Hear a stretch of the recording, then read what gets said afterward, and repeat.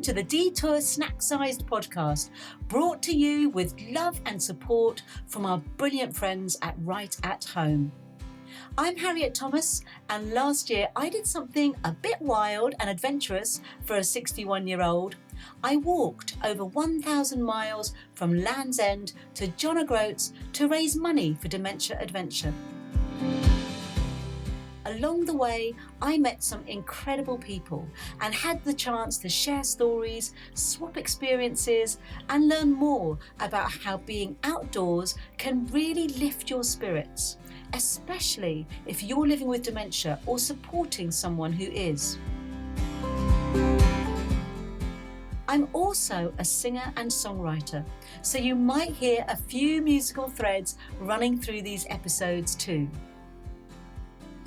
These little episodes are a way to pass that all on. Think of them as a flask of tea and a piece of cake on a picnic blanket. Short, sweet, and full of the good stuff. Whether you're planning your own big green picnic or just looking for simple ways to connect with nature and to each other, I hope this gives you a few ideas and sparks some lovely moments. Our sponsor, Right at Home, is committed to helping people live independently and happily in their own homes and communities, making them the ideal partner for this celebration of nature, community, and connection. So grab a cuppa, settle in, and let's discover together how small moments outdoors can make a big difference.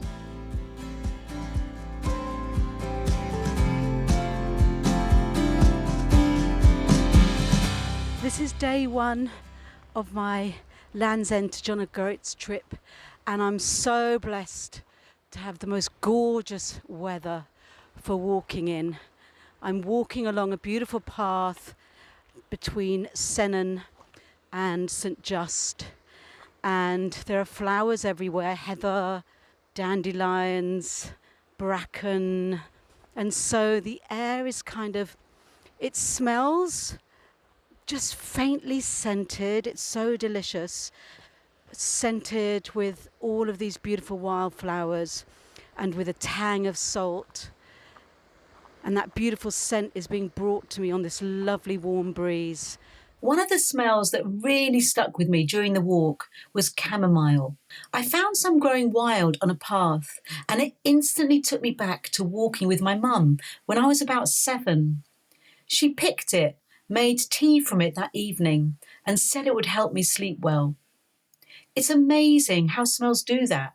Bring back the whole feeling of a moment. Here's Pix Ashworth explaining how scent works differently to our other senses. Of the 5 senses, it's the one, I think it bypasses the, when you smell, it's the one sense that bypasses the thalamus, and it goes straight to your amygdala, which is the most reptilian part of your brain. Right. And of course is responsible for emotion rather than fact or logic. And so you get hit by this wave of emotion before you can process it. You can't tag the aroma as such until the other sort of processes have happened. And so it goes straight to the amygdala. And it's the only sense that does that. On my walk, I became incredibly aware of how rich and varied our sensory experiences outdoors truly are. Whether it was the peaceful, calming sound of leaves rustling gently in the breeze, or the distinctive, uplifting scent of wildflowers on a warm day, I noticed how these experiences lifted my mood and made every moment memorable. It's amazing how even subtle sensory cues like these can ground us, calm us, and spark joyful conversations. There was the one day I sat by a river in the Yorkshire Dales, and the water sounded like the sea.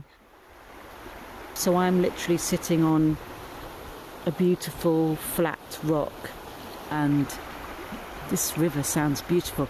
It's got all sorts of levels of sound. So it's got the sort of whooshy kind of major sound, dominant sound, and then just every now and again you hear a sort of look, loom, which is where it must be going around a rock or something and creating little pools. So many tiny waves. Just closing my eyes and listening made me feel deeply at peace. And you know what? Those little sensory moments really stick with you. They can completely change how a person feels in a space. That's why I love what Gordon from Dementia Adventure suggests here. Some really simple ideas to build that sensory magic into your picnic. When planning your picnic, simple sensory experiences can transform the day for everyone attending, especially guests who may find communication challenging or who simply need a gentle way to connect with nature. Consider setting up a sensory table filled with fragrant herbs like lavender, mint, rosemary, or even a bowl of different leaves, pine cones, petals, or other natural materials. Encourage guests to touch, smell, and talk about their memories associated with these objects or sensations. Another lovely idea is creating a gentle sound corner, a quiet, cosy space with a speaker softly playing nature sounds like birdsong or waves or a babbling brook. These sounds can be very calming, help reduce anxiety, and help everyone feel more connected with the natural world. You could also encourage guests to try a tactile art project, like a simple collage using leaves, petals, twigs, or even try sun prints that guests can take home. Activities like these can spark wonderful memories, joy, and conversations at your picnic.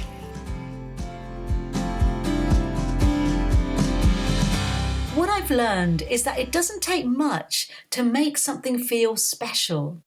A smell that brings back a memory, the sound of the wind through the trees, or a patch of sunlight on your back. Whether your picnic is big or small, don't underestimate those quiet sensory moments. They're a way in to connection, to calm, and to joy. Thanks so much for joining me.